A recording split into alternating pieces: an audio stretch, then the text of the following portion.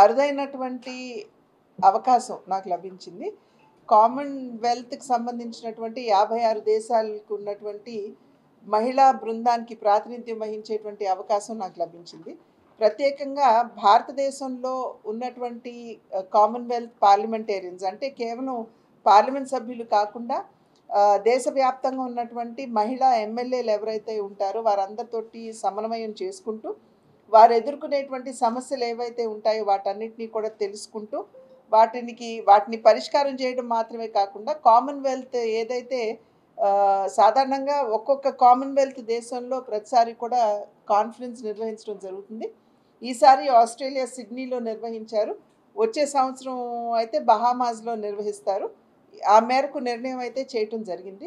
కనుక ఎప్పుడైతే ఈ కామన్‌వెల్త్ కాన్ఫరెన్స్ జరుగుతుందో జనరల్ అసెంబ్లీ ఉంటుంది, ఎగ్జిక్యూటివ్ అసెంబ్లీ ఉంటుంది. జనరల్ అసెంబ్లీలో మహిళా పార్లమెంటేరియన్స్ కావచ్చు లేదా మహిళా ప్రజాప్రతినిధులు కావచ్చు, వారు ఏ స్థాయి వారైనా సరే వారు ఎదుర్కొనేటువంటి సమస్యలు సాధారణంగా చాలా వరకు కూడా డిస్క్రిమినేషన్ ఏదైతే ఉంటుందో అది మహిళలు ఎదుర్కోవడం జరుగుతూ ఉంటుంది. అది మాత్రమే కాకుండా సీరియస్గా తీసుకోకపోవటం దగ్గర నుండి మహిళల పట్ల జరుగుతున్నటువంటి అంటే మహిళా ప్రజాప్రతినిధుల పట్ల జరుగుతున్నటువంటి దురాచారాలు, అదేవిధంగా వారి మీద వయలెన్స్ ఏదైతే ఉంటుందో వయలెన్స్ అనేది కేవలం భౌతికంగా వారిని అటాక్ చేయటము లేకపోతే వారిని ఇబ్బంది పెట్టడం లేకపోతే దెబ్బతీయటం కాకుండా సోషల్ మీడియాలో ఏవైతే వార్తలు వస్తాయో వారిని కొంచెం మానసికంగా కుంగదీసే విధంగా వారి చరిత్రహీనులుగా వారిని అక్కడ ప్రొజెక్ట్ చేయటం కావచ్చు, లేకపోతే వారి మీద అనేక రకాలైనటువంటి అభాండాలు వేయటం కావచ్చు. అంటే మానసికంగా మహిళా ప్రజాప్రతినిధుల్ని కుంగదీసే విషయాలు ఏవైనా సరే దాన్ని కూడా మెంటల్ వైలెన్స్ కింద తీసుకోవడం పరిగణించడం జరుగుతుంది.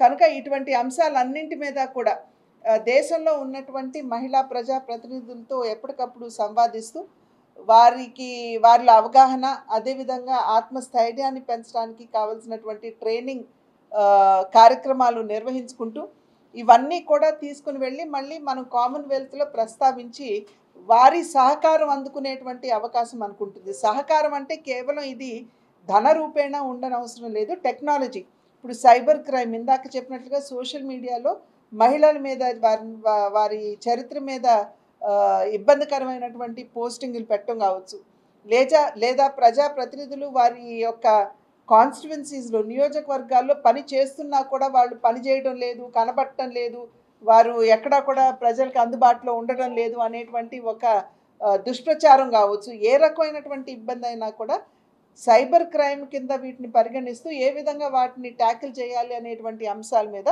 టెక్నాలజికల్ సపోర్ట్ మహిళా ప్రజాప్రతినిధులకు ఇస్తూ వారిలో ఆత్మస్థైర్యాన్ని పెంచేటువంటి ఒక సహకార కార్యక్రమం కూడా కామన్‌వెల్త్ నిర్వహిస్తుంది.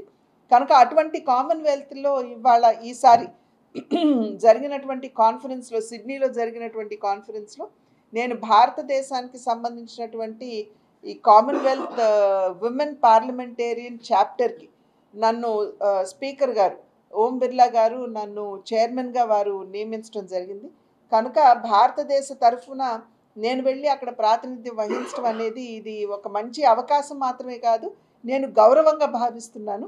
ఎందుకంటే భారతదేశానికి ప్రాతినిధ్యం వహించడం అంటే అది నిజంగా చాలా గర్వించదగ్గ విషయంగా భావిస్తూ అన్ని సమావేశాల్లో పాల్గొనడం జరిగింది. మన రాష్ట్రం నుండి కామన్‌వెల్త్ పార్లమెంటేరియన్స్ కాబట్టి స్పీకర్లు కూడా ఆహ్వానిస్తారు. మన రాష్ట్రానికి సంబంధించినటువంటి అయ్యన్న పాత్రుడు గారు కూడా అక్కడికి రావడం జరిగింది. అది చాలా విజయవంతంగా ఈ కార్యక్రమం నిర్వహించబడింది. కనుక వారు ఇచ్చేటువంటి సహకారాన్ని అందిపుచ్చుకుంటూ గడిచిన ఒక 10 సంవత్సరాల కాలంగా ఇండియా చాప్టర్ ఏదైతే ఉందో కొంచెం ఒక నిర్లిప్త ధోరణిని అవలంబిస్తున్నటువంటి సందర్భంలో దాన్ని యాక్టివేట్ చేసి ముందుకి తీసుకువెళ్ళేటువంటి బాధ్యత నా మీద ఉన్నటువంటి సందర్భంలో నా మీద విశ్వాసంతో నాకు ఇచ్చినటువంటి ఈ అరుదైనటువంటి అవకాశానికి ఈ బాధ్యతకి సంపూర్ణమైనటువంటి న్యాయం చేసే దిశగా నేను ప్రయత్నం చేస్తాను. మరిన్ని వీడియోస్ కోసం ఛానల్ ని సబ్స్క్రైబ్ చేయండి. లేటెస్ట్ అప్డేట్స్ కోసం వాట్సాప్ ఛానల్ ని ఫాలో అవ్వండి. ఆ లింక్ డిస్క్రిప్షన్ లో ఉంది.